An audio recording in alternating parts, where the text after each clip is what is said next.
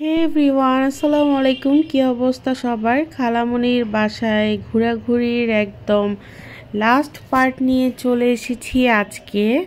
তো আজকে হচ্ছে থার্ড ডে। আজকে আমরা বাসায় ব্যাক করব। সকালবেলা ঘুম থেকে উঠেই একদম গরম গরম দেশের যে মিষ্টি সেইটা আর হচ্ছে ঘিয়ে ভাজা পরোটা, তারপরে ডিম পোচ ছিল, সাথে সবজি ভাজি, এগুলো দিয়ে মজা করে ব্রেকফাস্ট করে নিচ্ছিলাম। আর খালামুনির হাতের এই পরোটাটা না আসলে খেতে খুব মজা। আমি খাচ্ছিলাম ডিম দিয়ে, মেরোজ খাবে হচ্ছে এখানে মিষ্টি দিয়ে, এজন্য খালামুনি ওভেনে মিষ্টিটা গরম করে দিয়েছিল। আর এই তো গরম গরম সবজি ভাজি, কতদিন ভাজিটা পেঁপে ছিল তো ওইটা আমি অ্যাভয়েড করেছি, আজকে ভাজিটা খেলাম। ভাজিটা খেতে খুবই মজা ছিল। তা আজকে যেহেতু বাসায় ব্যাক করব, খুব বেশি কিছু রেকর্ড করতে পারিনি, তাও ট্রাই করেছি আজকে একটু রান্না রেকর্ড করার জন্য।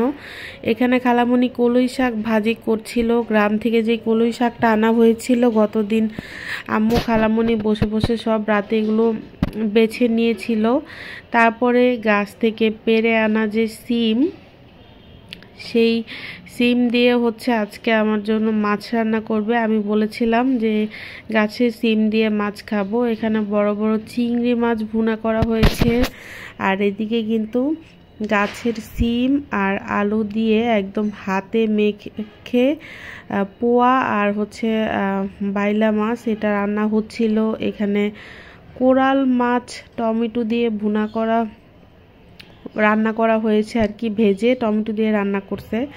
তো কোরাল মাছটাও দেখতে খুব লোভনীয় লাগছিল। আমি কিছু রেসিপি রেকর্ড করার ট্রাই করেছি, ওই রেকর্ড করা রেসিপিগুলো শেয়ার করব। লাঞ্চ টেবিলে আজকে ছিল গরুর ভুঁড়ি, এটা আগেই রান্না করা ছিল, ঘন ডাল, তারপরে ছিল কলই শাক ভাজি। আজকে মাছের আইটেম ছিল সব, যেহেতু আমরা এই 2 দিন একদমই মাছ খাইনি, তো খালামণি আজকে অনেকগুলো মাছের আইটেম করেছিল। তো কোরাল মাছ ছিল, চিংড়ি মাছ ছিল, প্লাস হচ্ছে এখানে রোস্টও রান্না ছিল, পোলাও ছিল। মজা করে লাঞ্চ করলাম। বিকাল হয়ে গিয়েছে, বাসায় ব্যাক যাব। তো খালামণি বলল চল ছাদে গিয়ে কিছু সবজি নিয়ে আসি, বাসায় দিয়ে দিবে। তো খালামণির গাছের ফ্রেশ ভেজিটেবল, তো এটা তো আর মিস করা যায় না। তা আমি চলে আসলাম। আর নিজ হাতে গাছ থেকে সবজি তোলার যে মজাটা, আসলে আমি এটা সেদিন ফিল করেছি। আমার এত ভালো লাগতেছিল, এত রিফ্রেশিং লাগতেছিল এই ব্যাপারটা। তো খালামণি আমাকে দেখিয়ে দেখিয়ে দিচ্ছিল যে কোনটা কোনটা তুলবো, কোনটা বড় হয়েছে। গাছ থেকে বেগুন তুলে নিলাম, তারপর অনেকগুলো করলা তুলেছি। মাশাল্লাহ মাশাল্লাহ, খুব ভালো সবজি হচ্ছে এখন। কিছুটা বড় হয়েছে, এখনও বাকি। মাশাল্লাহ দেখেন কত সুন্দর একটা লাউ ধরেছে গাছে, ইনশাল্লাহ সামনে আরও লাউ ধরবে। এখানে আলু পাতা নিয়েছিলাম, আলু শাক, যেটা আলু শাক দিয়ে অসাধারণ একটা রেসিপি করেছি, সুন এটা শেয়ার করব। আলু শাকটা যে খেতে এত টেস্টি।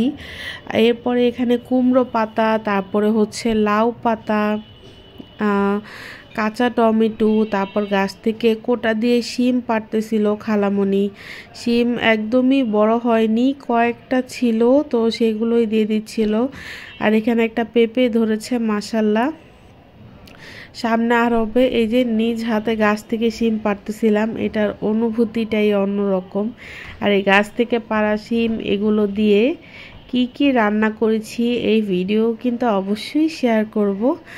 আমার কাছে এত স্যাটিসফাইং লাগতেছিল পুরো প্রসেসটা, মানে যাওয়ার আগের বিকালটা আমি খুব এনজয় করেছি।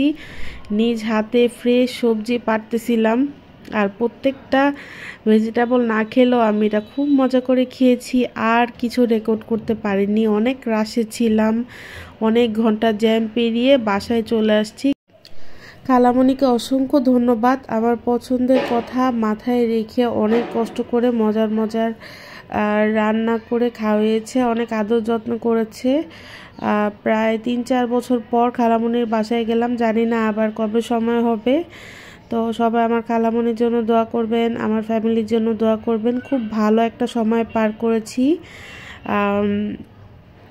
আই হোপ আবার সামনে হয়তো সুস্থ থাকলে আবার হয়তো কখনো সময় করে যাওয়া হবে, সবাই মিলে কাজিনরা এরকম মজাই করবো আমরা। তো সুন্দর মেমোরিজ নিয়ে খালামণির বাসার ঘোরাঘুরির ভিডিওটি শেষ করছি। Thanks for watching. Allah Hafiz everyone.